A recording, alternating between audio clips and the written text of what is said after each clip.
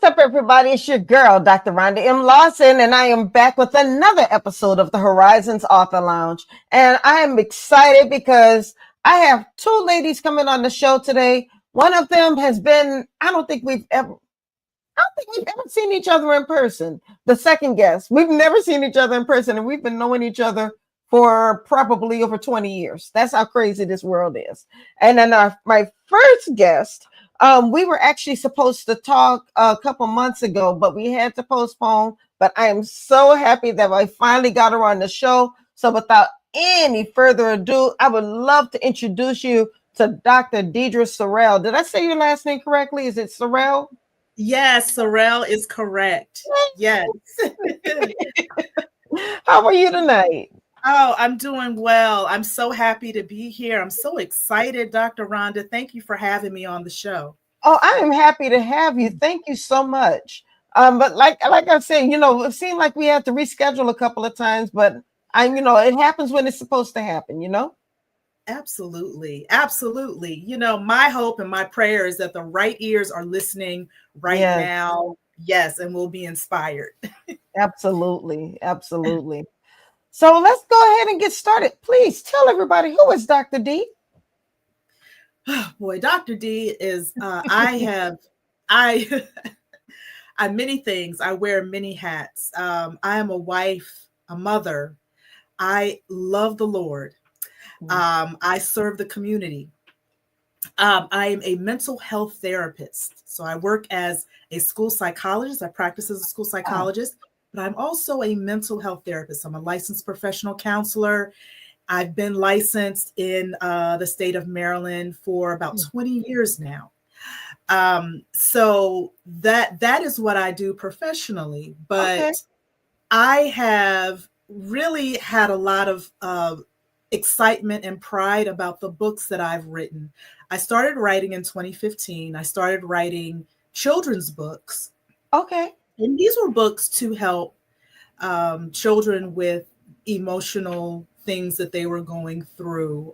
For example, the first book that I wrote was about dealing with racism and diversity, because this was right after the Trayvon Martin tragedy and the other tragedies that we've dealt with as a community. And I went on to write more books about how children could deal with things like bullying and about depression and wanting to stay here on this earth instead of choosing to harm themselves or worse, which is something that I do deal with regularly with our children, unfortunately. So I had the opportunity to write a couple of books for our older population, for young women or older women who find the topic and the information interesting. But the first book that I wrote for older people was a book on etiquette, something that you don't get a lot of books on right now. Yes, you're right. That we're not talking enough about etiquette anymore. yes. The kids don't know which fork to pick up. Whether do we keep our pinky out? Do we tuck the pinky in? How do we put the napkin across our lap, or do we tuck it in our shirt, or do we put our elbows on the table? There's so much to know, and I think we take that for granted that people just know. Absolutely. And I do think that there is definitely room for people to learn this. And I think that, people do think, is it about having your pinky out? And actually, it's really not. Etiquette is very simple. Etiquette is really about, how do you make a good impression? What do you Yes. talk about when you meet someone? What are the things that you say? How do you present yourself in a job interview? How do you Right. make small talk? What do you wear if someone invites you to go to a business lunch or a gala? Yes. And then when you do sit down at a gala, how do you, if someone puts some bread in front of you, do you pick the bread up and just bite into it? Which you could do at home with the spoon, right? But Well, in terms of etiquette, there are certain ways to eat and certain ways to right. carry yourself. Well, one thing I love about my sorority is that whenever we have our national conferences, we actually send out a guide, as to what you should wear during for specific occasions, like what types of dresses are most appropriate for a gala versus maybe a social, or Yes. what type of outfit should you wear to a business meeting versus like something that's like a concert or something like that. Because like I was saying before, I think people sometimes get a little confused as to what do I wear in certain occasions. I've gone to a job fair, and the young ladies probably thought they, in fact, they. I'm not going to say they thought they looked very nice. They just weren't appropriate for a job fair. Mhm. They probably thought they were wearing business professional, but it wasn't even business casual. It was something that they would wear if they went to the club, or something that they wear if they went to a concert. But for them, they felt like they looked nice, which they did. Mm. There's a lot that I think we sometimes just take for granted that people know, and they just don't know. And then when they don't know and we see them, we look down upon them instead of educating them. Yeah, yeah, and that's the thing, because and I think that sometimes it can be a generational thing, because I'm in a sorority as well, and I was also a debutante, so I grew Yes. up learning these lessons, not only from my mother who taught me things, my mother and my father, but learning these things as a debutante, and then learning things when I became a member of Delta Sigma Theta back in the 90s, Yeah. learning about etiquette and how to carry myself, especially when I would go to meetings and to conventions, regionals and nationals, and things of that nature. But I do think, and there's something that you mentioned, that some people may feel like they're being looked down upon. And I think Mhm. that is the thing that kind of stings people a little bit when I mention Yeah. etiquette and when I mention the book, because people think, oh, are you saying that, I'm not good enough? The way that I dress, or the way that I look, or the way that I talk isn't good enough. And no, Right. that's not it. But it's about having a blueprint and a plan to win. So, like at the job fair that you were talking about, right? Of course, Mhm. it's fine to have your Crocs and your leggings and your short, well, crop top. It's cool to have that. However, when you go to a job fair, you are there to win. You are there to stand out. You win by Right. being the one Right. who impresses others, where that recruiter is like, you know what? I remember Dr. Rhonda. I remember that outfit that she had on. I remember how she came up to me, introduced herself, shook my hand, and I really think that she's going to be good for my company. And it's about Mhm. how you present yourself. That's the world Absolutely. that we live in. I hate to say it, and some people say, well, I should not be judged for how I look. People should know who I am. Well, No, that's nice to say, but that doesn't make it the rule. that's not the world we live in. So we got to Right. roll with it until we live in that perfect world where everyone knows your heart. Until we get to that point, we have to be able to present ourselves in a way that allows us to win, especially as Black women. Absolutely. So now where can I find this book? Because you got me interested now. Yes, yes, the book is on Amazon. Okay. Yes, yes, I am an Amazon independent author. So yes, that is the main place to get the book. The book is only $20, so it's 19.99. Mhm. The good thing about the book is a thick book. It's a big book because it has a workbook element in it. So Okay. there's an interview checklist. I don't know if you can see, but an interview checklist, and then there are pictures of the formal place settings, basic place settings, things like the etiquette-o-meter, where I have different outfits where you Mhm. can see what is just casual or informal wear, like what would you wear to a cookout Right. versus what you would wear to a gala, because there's a difference. As you said, there's a difference. Mm-hmm. And Yes. like I said, it is so important. That's one of the things I loved about my daughter's high school. She's graduated quite some time ago, but when she was in high school, they had etiquette classes. Mhm. They had a debutante ball for all of their graduating seniors. She went to a all girl Catholic school, so they were going to make sure that they learned those things. Right. But it was they had the mother daughter tea where they taught the Mhm. girls how to sit at the table, how to present themselves, how to speak. It was just really great to see. So I'm glad that you created this book, because not every young girl has that opportunity to be taught this in school. Absolutely. I wanted every young lady to have the opportunity to learn this so that you don't have to feel like you have to be a debutante or you have to go to Right. a certain school or pay money or tuition to learn this. It's in a book. And the thing that I love the most about this book is that I talk about the history of etiquette, because many people think that it's a white thing, that if you have Right. etiquette, that you're trying to be Or at least a white. British thing. They think It's it's a only British British. thing. You're colonized. It's like, oh, you're so colonized. No, it's not actually. Etiquette was brought to the Europeans by the Moors back in Mm, 711, 711 AD. So the Moors in northern Africa, which were dark skinned men and women, when they went and conquered southern Europe, the Europeans were not living up to par. They were not hygienic.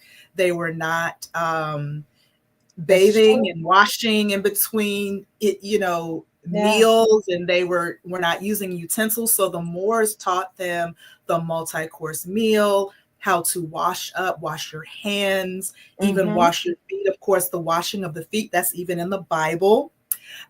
So there has always been etiquette in our ancient culture. It's just that through our oppression and through slavery, we lost a lot of the knowledge of who we are. So it is time for us to relearn all of the aspects of who we are. And one part of that is etiquette.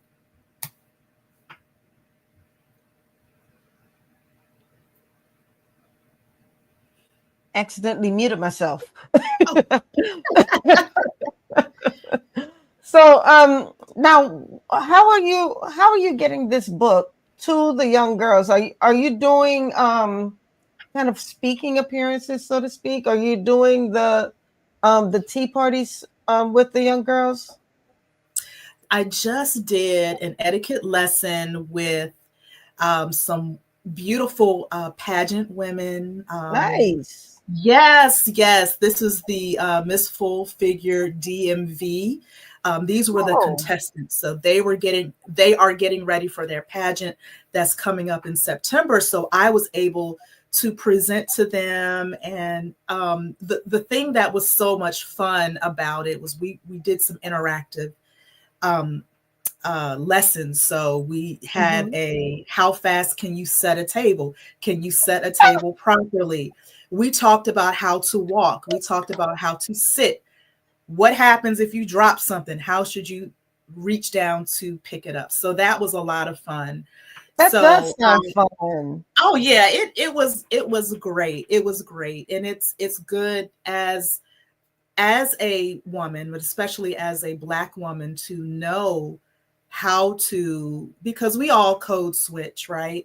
When we're Hmm. around our friends and we're at home or we're hanging out, we are one way. But when we get into a specific setting, when we are at work, when we are in a formal setting, when we are in a place where we really want to really present ourselves well, it's good to be able to know, okay, let me turn it on. Let me turn on Right, my etiquette. right.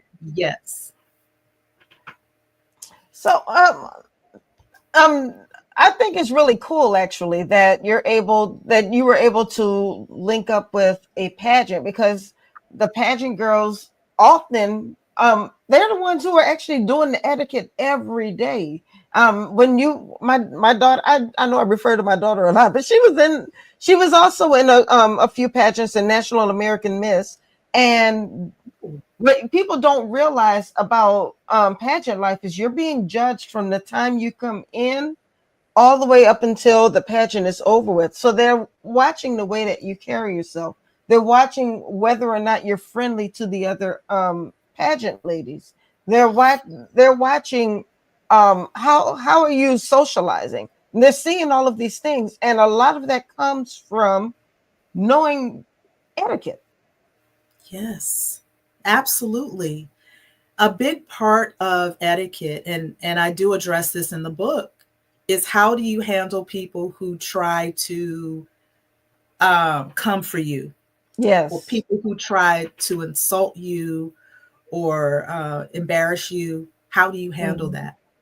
Or even people who just kind of throw out really controversial topics. How do you handle situations like that? the Right, thing right. the thing about the book is that I put examples in the book, and there are a few chapters where I use myself as an example, because I'm not perfect now, and I definitely wasn't perfect as a teenager or as a young woman. I made mistakes. I made etiquette mistakes. There were times when I wore the wrong thing to a job interview. I said Mm. this the wrong thing in an interview. When they say, "Tell me about yourself," I'm like, "Well, what do you want to know?" I think I bombed the interview right there. And then getting into arguments with people. Somebody said something that I was offended by, and I got into an argument with this person. It was very dangerous because this Mm. was a stranger on the street. So I made all types of etiquette mistakes, things that were very that could have been dangerous. But I put that in the book to yet let young ladies know that you can have so much power by being silent, Yes. by regrouping. You don't have to respond to everything. You don't have to clap back all the time, And because that's a hard thing. Sometimes it's a hard thing for people to say, you know what, I'm not even going to address it. I'm going to ignore it. Sometimes I have to check her. I have to tell her about herself. She needs to know. And it just makes you look bad. it does, because it's like, well, she needs to know what, and where does that get you? Where does that Hmm. get you? Because from afar, from someone who's looking on from afar, who's going to look like the fool? Now, you Right. may be completely right. She probably should have been told about herself, but really, it's those are things to just really think about. Just kind of regulating your emotions when people Hmm. try to be funny and try to come for you. It's so necessary, especially online, because these Yeah. things can live forever. Sometimes people can forget an argument or something that you said in real life, but Hmm. online people can screenshot it. This can haunt you forever, especially if you're looking for a Yeah. job. Yeah. You're You not, nothing's private on social media. right, right. So that's another time where we really have to practice etiquette. Well, what is your goal? What is your goal with the book? Have you achieved your goal with the book, or is there something more that you want to do?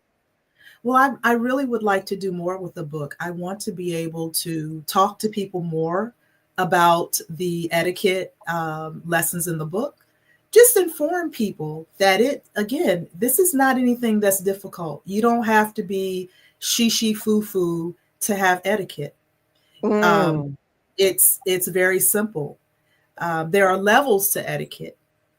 So Mhm. there's etiquette, basic etiquette in certain situations. And then there are situations, for example, I use the State Department handbook for the information about formal etiquette. Yes. So there are levels to it, but it's important to know. And I saw a comment I about was just etiquette. about to bring that comment up to you. Yeah. And I get that question a lot. I don't have anything in the book specific for men. The lessons are pretty general, especially when the lessons focus on small talk and how to handle controversial topics. But I think that writing a book for men would be really important.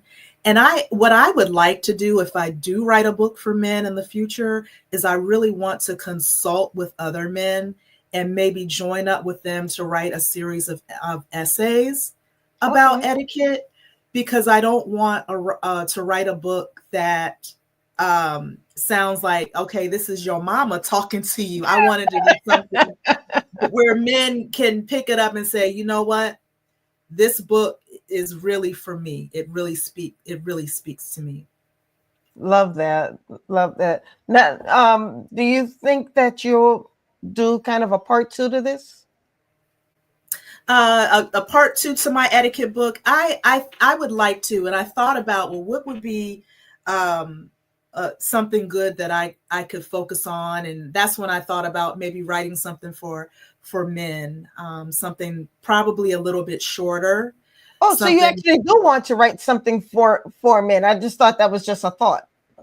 No, I actually have thought about it and thought about, well, what's a really good way to approach this? Because when I sold my book as a vendor, I did have a man come up to me and say, you know, it would really be good if you had something for men that really talked about like wearing a tie, like what to wear, how to even tie a necktie. And of course, I have no idea how to do that. So I was like, yep, that's a good idea. But some of that I don't know how to do. So I definitely have to pair up with a man to Yes. make that happen. Yes.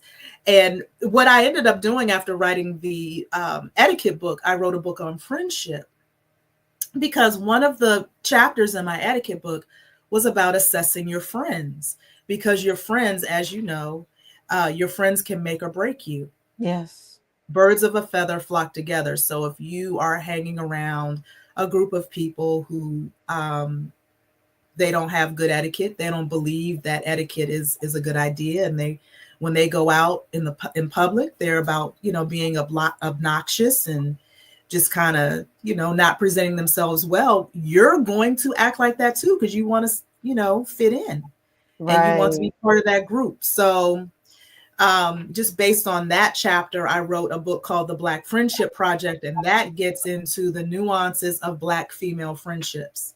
And the backdrop of the book focuses on different movies like The Color Purple, Waiting to Exhale, and other popular movies that can be used as a backdrop. It talks about the characters and how the characters sort of navigated through friendships, and how we as Black women can use lessons from movies and use lessons from our history, from oppression, how that kind of speaks to why some of the things happen in our friendships, how we can use all that information to be a better friend, how we can use that information to attract better friends, to look for red flags, and I just like to that. appreciate the sisterhood when we have good friends in our lives.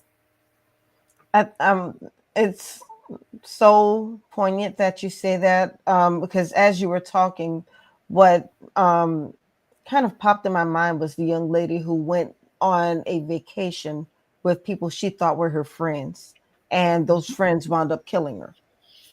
And Mm-hmm. she, all the way up until the time that the incident happened, she probably thought those were her friends. Absolutely. And that's, bringing that up, that really speaks to my chapter on girls' trips. um, and it's the last chapter of the book. It's sort of like, I call it the final exam. It talks about just the Shanquella Robinson case that Yes, you brought yes. up. And it also has a girls' trip checklist. And the checklist is not what you should bring. Like, all right, got your swimsuit, got your bonnet, got your sunscreen. No, it's, are we on the same page in terms of what fun is? Mm, So that means, have you had the conversation with the girls that you are traveling with about what does fun look like for you? So right. for me, it may be we're relaxing, but for you, it may be that we're going ATVing, or we're out trying to meet different trying to meet, men, or, trying to find a partner. And then the next part of the checklist is, am I certain that I am traveling with safe people? So that gives you the opportunity to really think about, do I really know these people? And that's something that I addressed in the book. Really think about friends of a friend. So you may have a good friend that you're traveling with. Y'all may have met each other in high school, but her friend, do you know this person? Because I've had this experience personally where I really, really, this girl and we were great friends, but the friend that she brought really changed the vibe of the trip. The friend that she brought really didn't like me that much. So I ended up getting, while we were on the vacation, I ended up getting some food poisoning and was getting really sick. And they were like, you know what? You're being really dramatic, and didn't help me out at all.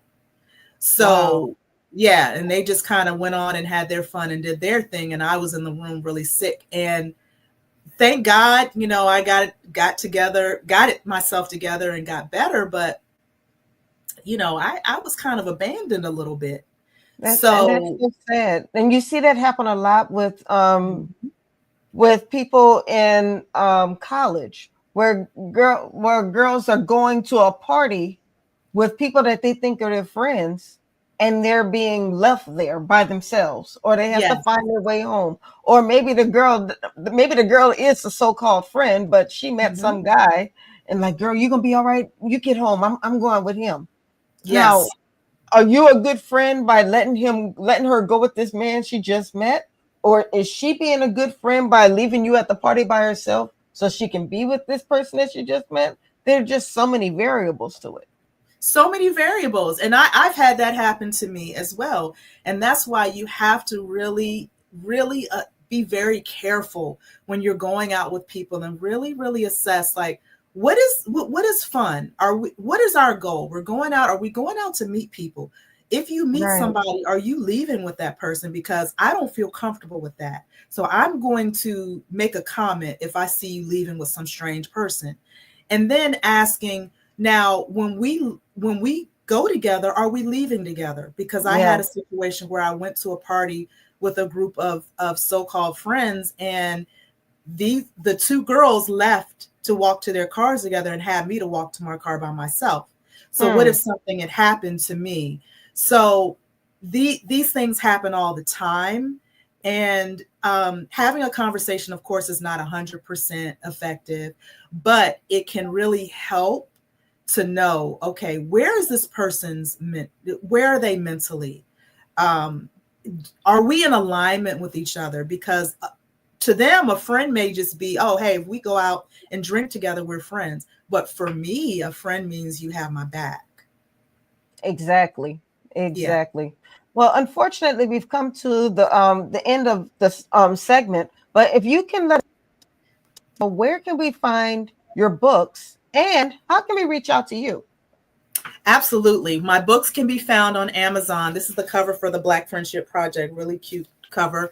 But they're found on Amazon. But I also have a website, and that is www.synergywellnesstherapy.com. And I have a link tree, and I think that was added to the chat. And then you can follow me on social media at A Healed Perspective. A Healed Perspective. I'm on TikTok, I'm on Instagram, I'm on Facebook. Follow me and see what I'm doing, and engage with me. Leave comments. Yes. I love it. And I love that we can find you on all platforms, because we're not on just one platform anymore. That's right. Oh, Dr. Rhonda, thank you so much for having me. This has been a lot of fun, and this has been great. Thank you for being on the show. I really appreciate it. I'm glad we finally got to connect, and I'd love for us to stay in touch. If there's any way that I can support you and what you're doing, or vice versa, let's talk about it. I'd love that. Yes. Thank All right. you. Well, you have a wonderful evening. God bless you and everything that you're doing. God bless you too. Thank you. Bye-bye. Bye-bye. All right, y'all. That was Dr. Deidra Sorrell. Uh-oh. And we're about to bring on our next guest, Miss Lorna Lewis, and she is just going to blow you away. She is just a big ball of energy. Hello. I'm about to say you got to unmute now. Hey, how are you? I'm great. You know, I was telling the people at the top of the show, I believe we've known each other for almost 20 years, and I don't think we've ever had a chance to meet face to face. I know it's been a long time. It's crazy. I know. But you know, I posted something on my Instagram, no, on my TikTok today. I said that you know, nobody supports you more than a Facebook friend or that social media friend that you've never met. Exactly. That is so true. But now you took I think you kind of stepped back for a minute and then you came back strong and then you came back like super strong. I had to message you the other day when I was looking up your book. I said, this girl's book has over 6,000 reviews. What in the world? I mean, I know you're a bomb writer, but dang. Look, I told you that blew me away. I was like, wow. That was look, Right. I was begging at one point for reviews, like, please just Yes. say I like it, say it's good, say something. Something. Or they Yeah. email you and say, girl, I really liked your book. Okay, but can you put it on Amazon? Yep. I'm gonna do it, girl. I'm gonna do it. I told too.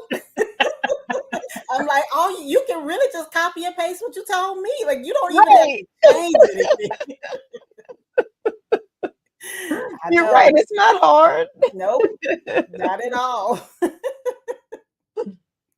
So, now, well, tell us. Before we even jump in the book, tell us about you. Okay. Oh, what's there to tell? Where I'm from? Well, I'm in Baton Rouge, where I live with my husband and kids. Yes. Well, young adults now, because as you said, it's been like 20 some years. So the kids are young adults.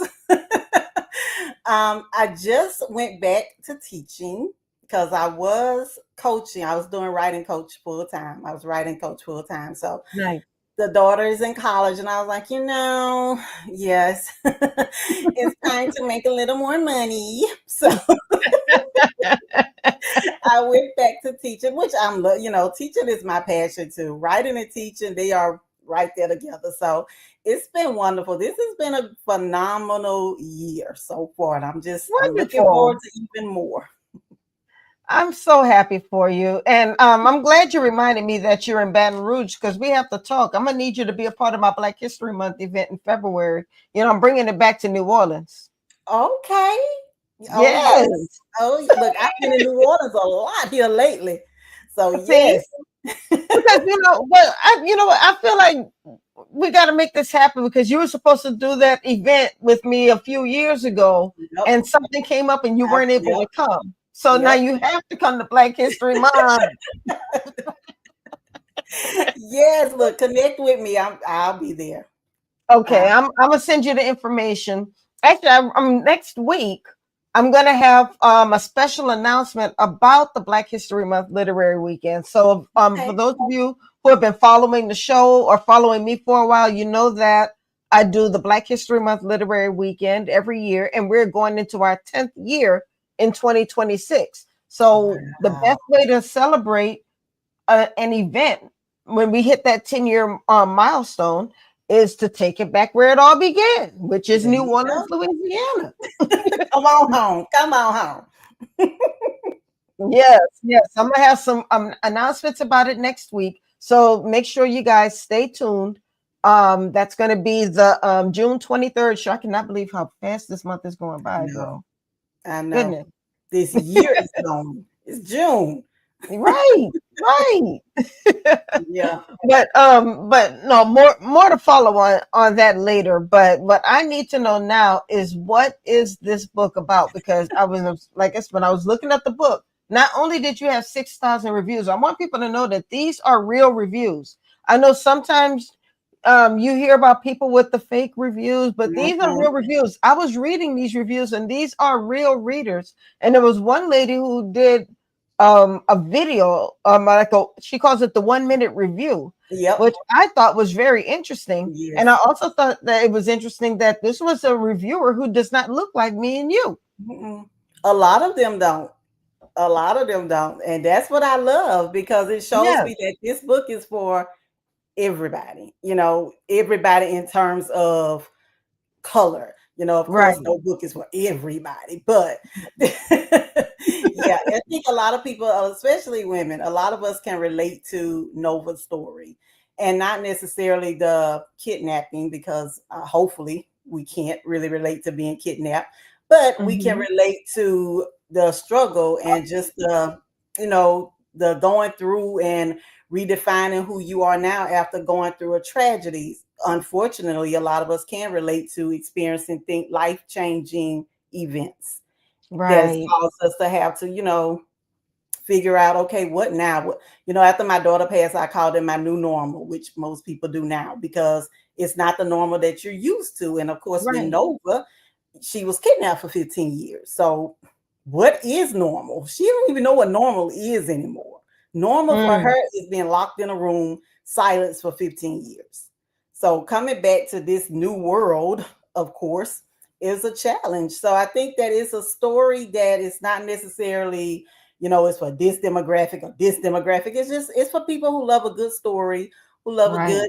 good, drama and all the feels. I've gotten so many of those. This book had me feeling all the emotions, and I was like, good, because that's That's what exactly you what I wanted. wanted you to feel. But would you say what was the challenge when you were writing this book? Um, what did you have to tap into? Because there are a lot of emotions that surround kidnapping. What is a new normal?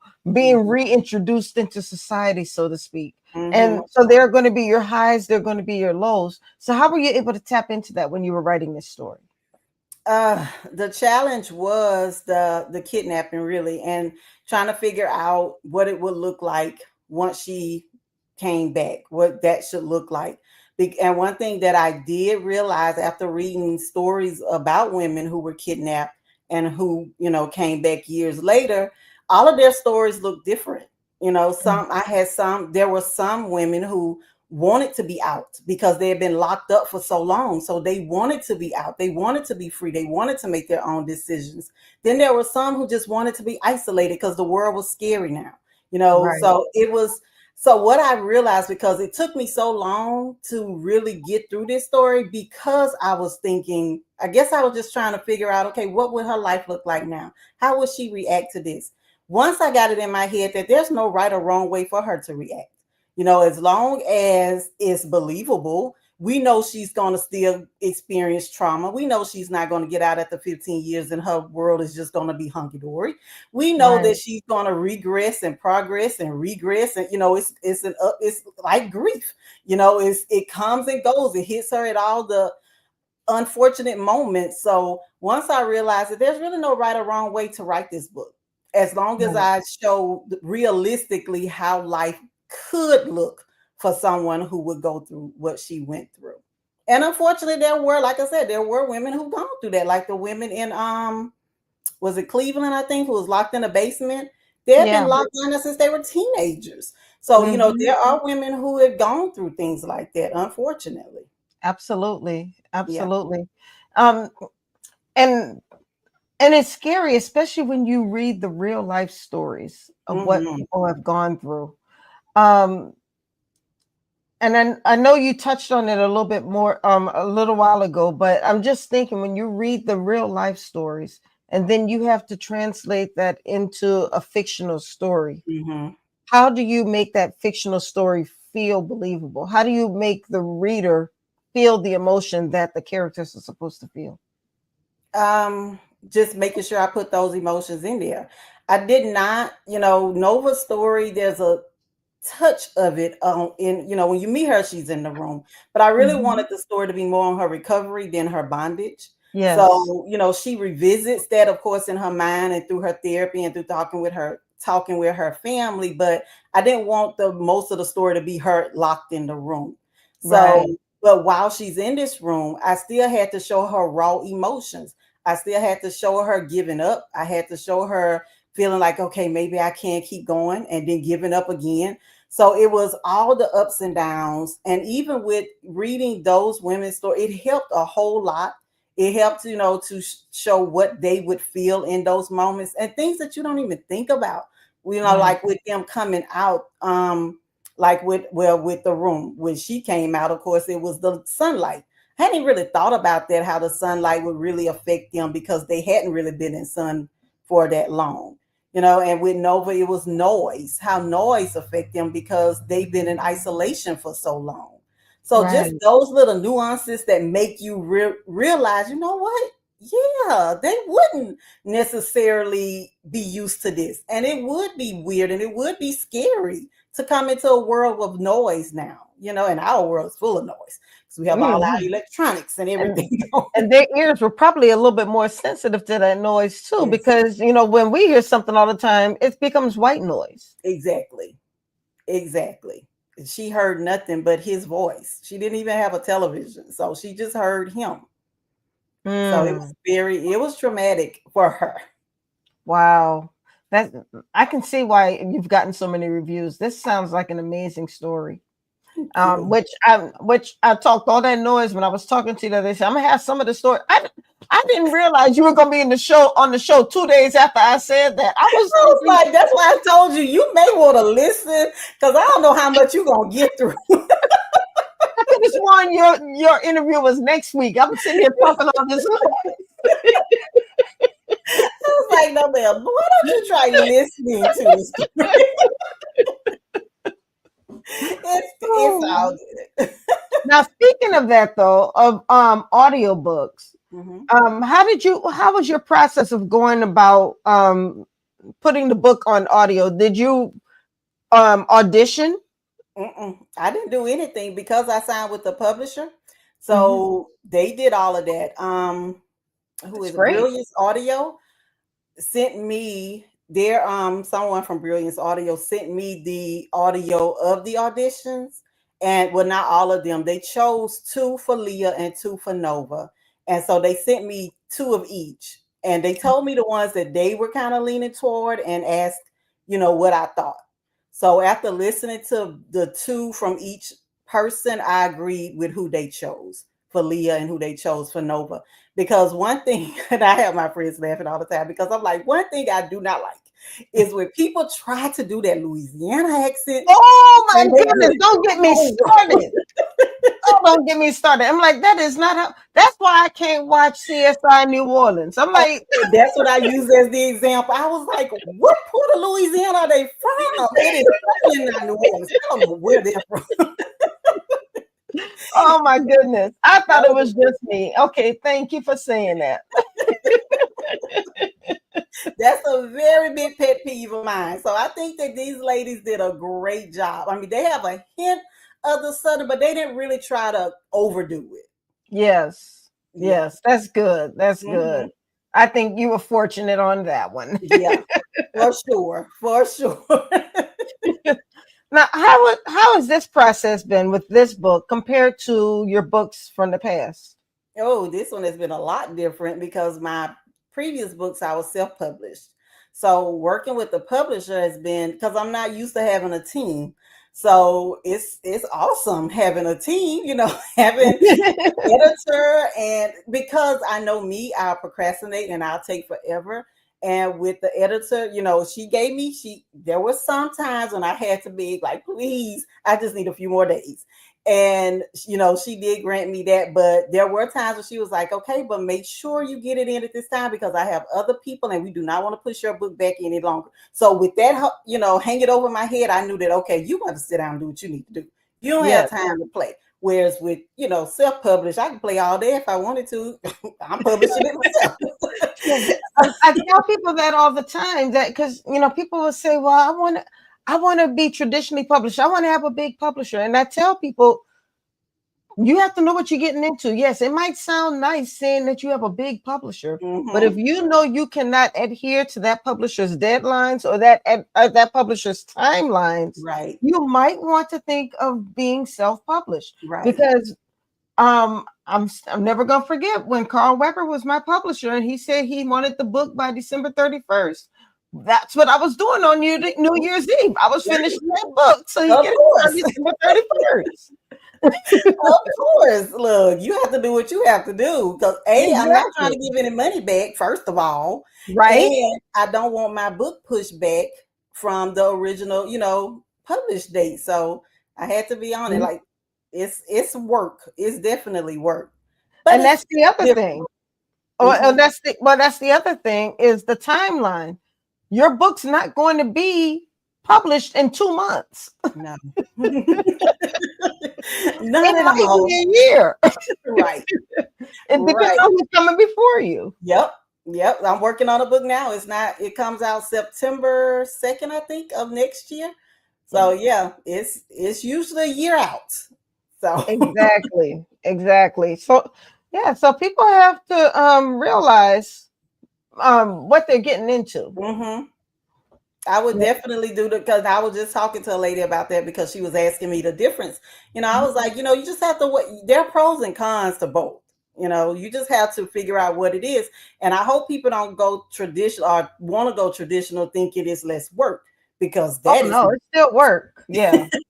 Even after the book is written, that is not the case. You are still you're still promoting, you're still marketing, you're still doing everything you were doing as a self-published author to get your book because you want your book to be successful. You wouldn't want to leave it up to someone else, purely up to someone else. Now, Alan Cheeseman has a comment here that we're going to put it on the screen in a second. He said traditional publishers may ask you to change your story and limit your creative control. Oh, well, thankfully I did not have that. In terms of the story itself. Now, creative control in terms of the book cover, in terms of the name of the book, they did all of that. But in terms of the story itself, my editor was phenomenal. Like there were some things that she may not have understood, but once we talked through it, then it was like, oh, okay, well, how about we try doing it this way so that because I get it, if she as a reader is questioning or kind of confused on it, then other readers may be confused. But in terms of the story itself, no. I didn't feel like I lost any creative control there. That's good. And that's really good. That says a lot about you. You probably did a lot of good work on the front end, so you didn't have to worry about that on the back end. Yes. So you say you're working on your next book. Yes. And that's due September 26th? September 2nd, 2026 is the date that we have now. Okay, well, that's great. So, I mean, it's really cool, though, that you're releasing this book. And when is this book going to be released? Because it's not out yet, right? Your current book. Current book. It came out June 2nd. Okay. I knew it was in June. I just wasn't sure if it came out. Okay. June 2nd. And you're already working on your next book. That's got to be exciting. Yeah, it is. It's exciting, and it's, I feel like I'm bouncing because I'm like, okay, I still need to promote this one and talk about this one, but I also need to be writing, but I also need to be talking about this one. I'm just trying to, I guess, put myself in place where I can talk about this book and cut that out, because the way my mind operates, once I start working on something, I can sit there for hours knowing I need to be working on something else. So it's a me thing, not necessarily everybody thing. It's just the way I tend to take longer and rethink and think and change and all the good stuff. Well, you know what, that's the creative process, and when you're a creator, it's never going to be exactly right. Never, ever. That's why I don't read like this book, the A Sky Full of Love. I cannot read this book. I can't, because I know if I go back and read this book, I'm gonna find something. I'm going to find something. I'm going to be like, oh, I wish I hadn't said it that way. I wish I would have said it this way instead. I don't even go back and read it because I can't. My nerves too bad. I just listen to what everyone else says. Love it, love it. I'm glad you showed us the cover because we started talking about the book and Yes, never saw the cover. this is the cover. I love the cover from the beginning. I I was love the just going to ask, did you have anything to do with the selection of the cover? Nope. They sent me, they did just like with Brilliance Audio, they sent pictures and I could choose which one I wanted. It was the same picture basically. All it was, the font on the cover was a little different. So I was able to choose out of those two which one I wanted. But in terms of the cover itself, they had already chosen that, which I was good with because I think it really, they did good with the cover. That's good. I mean, so you had a really good experience. I really did. I really did. I have no complaints. I Well, do really you do. have? We have a lot of authors who watch the show, um, and a few of them are actually on right now. But what would be your advice to someone who is considering going the traditionally published route? What is your advice so they can have at least somewhat of as good an experience as you had? I think the main thing is like, first of all, my agent is phenomenal, Michelle Jackson. She's phenomenal. So, she knows my voice. And she because she knows my voice and she knows my story and she's known me for so long, she knew who to pinpoint, which editors she felt like would really appreciate this story. So she sent it to those particular editors. So I think Wonderful. it's studying the agent, knowing what they like, what they're accepting, and just kind of having a conversation with them to make sure that you're on the same page. And I think the thing too is sometimes we're so excited. If someone says they want to represent you and you're excited and you just, oh yes, because I've been dreaming of this my whole life, Yes. and you just jump in, but the experience may not be as what you expected, but you have to study. It's like a job. If you go, you may feel like you want this job, but after you hear more about it, it may be like, maybe not. Maybe I need to look around some more. So it's the same thing with an agent, just kind of making sure that you all click and you're on the same page because you don't want to lose your creative control. And I know the agent really won't have anything to do with that. But like I said, I think the agent will know who to trust with your story. So that was important. That was a big part for me because I trust Michelle and I trust that she was going to place my story in the right hands, which she did. Awesome. Now, one thing I did also want to point out too is I think sometimes people mix up the duties of an author with the duties of a publicist. All the time. Yes. And Yeah. an editor. Because I have to tell people all the time, just because I'm an author does not mean I'm an editor. I mean, Right. I need someone to edit my work, of course, but it doesn't mean that I really know those rules and everything. I hadn't really studied all that. That's why they pay editors. Mm-hmm, mm-hmm. They pay them to pick up on to learn the rules. That is very true. That is very true. But Yeah. no, the reason why I said that is because I was watching a young lady's Instagram video once, and she mentioned that she wasn't happy with her agent because her agent was also an author, and she felt that her author was competing with her. She was promoting her own book and not promoting her book, and I was concerned because I said, your agent's not supposed to be promoting your book. No. Once she sells your book to the publisher, her job is basically Yeah, done. exactly. Now it's nice if she does, but it's not a part of her job description to market and promote the book. Right, right. And that's why I said sometimes people get those two roles confused, and it's Yeah, two totally different things. totally different. Totally different. Yeah, I think we all probably had to learn that when we were new Oh in the yeah. industry, though. Oh yeah. Look, there's a lot to learn in the literary world. There's a lot, and there's always something new. So it's always something else to learn, which I am like, even with this, I've been writing since I self-published in 2009. So, this is all new for me. The conferences and all of that, that's all new for me. So I'm still learning and growing, which I want to continue to do, of course. And let's not even forget, social media was, at least when I came in, my first book was Cheating in the Next Room in 2004. And social media was not a thing back then. Nope. I'm still trying to figure out how I've sold so many books.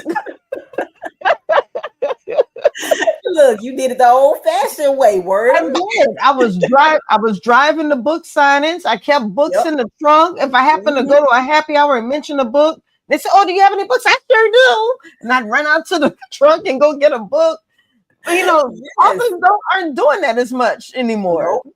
I just left a teacher leader summit in New Orleans, and I had my postcards in my purse. So whenever we're sitting around at lunch and they don't even have to mention a book. They can just mention whatever. I'm still like, are you a reader? Well, perhaps you know a reader. Here's my postcard. That's the way you do it. That's the way you do it. For sure. Yeah. Look, and that's the easiest thing. I mean, handing out a postcard, it takes a second. Yeah. Amen. Well, unfortunately, we're coming to the end of the show. Really? I know it goes fast. It really does, especially when you're having a good time. But, so remind us where we can find your books, and how we can reach out to you. Okay, so my book, A Sky Full of Love, is on Amazon. You can also order from my website, which takes you directly to Amazon. My website is my name, lornalewis.com. I'm on social media. I'm on Facebook, Instagram, TikTok, all under Author Lorna Lewis. I think that's it. Basically, yeah, all social media. Look, what is it? The lemon one. I'm on that. Lemonade. Lemonade. I have a Lemonade account. I just use it to look at other people's stuff. I'm like, I'm on Lemonade. I'm on Pinterest. I'm on all. Yeah, Pinterest is what I'm about to get on. As soon as I have some time, I'm putting my Pinterest page together, and I'm coming for y'all. I'm coming. Look, Pinterest is good. People really they sleep on Pinterest. Yeah, people do sleep on Pinterest. People are on Pinterest for a specific purpose. Exactly. And actually, I was watching Gary Vee. I love Gary Vee. He said that Pinterest is the only social media platform where they want you to. They don't want you to stay on the platform. It's there to drive you away from the platform. It's a search engine. Yeah, it's basically a search engine. Most things like TikTok, Facebook, Instagram, they want you to stay on the platform. So that's why they do reels and so forth. But with Pinterest, you put stuff on to take people away from the platform. People are looking for ideas. They're looking for books. They're looking for advice, and they find it on Pinterest. Yep. And I think as authors, we also have to do better with sites like Goodreads, because Goodreads is for authors. It's for readers. It's for us, and we sleep on it. We sleep on it. I have a page. I think I finally put my profile up, my little bio up. I'm like, why? I know readers live over here. This is where I need to be living too, at least some of the time. So yeah, Goodreads is good for authors. Yeah, see, I'm gonna have to take some time off work so I can get my life together. Well, it's summer, so I have a little time to get mine together now. Well, Lorna, I enjoyed talking with you. Thank you for being on the show. If you ever want to come back, all you have to do is just say the word. I want to come back. Okay. Well, say less, girl. You be here. Let me know when. All right, I sure will. All right, well, you enjoy your evening. Thank you once again, and congratulations on all of your success. Thank you so much. Thank you for having me. Thank you. Bye-bye. All right, y'all. That was author Lorna Lewis. Thank you all for joining me tonight. I think we had a little bit of an issue with Facebook tonight. However, LinkedIn and YouTube came in clutch. Thank you so much for joining me and supporting the show. We talked a lot about the publishing industry.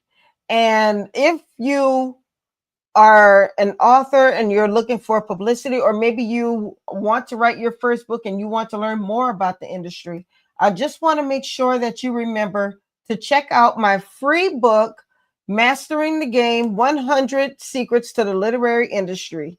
This is chock full of advice. It's full of tips and action points to help you with your writing journey right now. And so I want to make sure you take advantage of that. Here is the link. I'm putting it in the chat right now. If you click on that link, it will take you to my digital store where you can download this book absolutely free, no strings attached. So like I said, it's full of tips, it's full of advice and action points. And also, if you want me to help you with any of those action points, my information is in there as well. So this is an awesome workbook that you really need to download right now. And like I said, I apologize to the Facebook folks if you were looking for the show, but I will say I will have it posted a little bit later. And then if you watch the show, just go ahead and do hashtag replay to let me know that you watched the replay and that you enjoyed it. And then let me know what point during the show really resonated with you. I would love to hear that. And like I said, catch me next week. I have some great announcements about Black History Month Literary Weekend 2026. I want to see you in New Orleans. We're going to have a time. That's all I'm going to say is we're going to have a time. So that's all I have for tonight, guys. Thank you once again. God bless you. Don't forget to follow me on YouTube, because I am looking to make this show grow. We are almost there to monetization.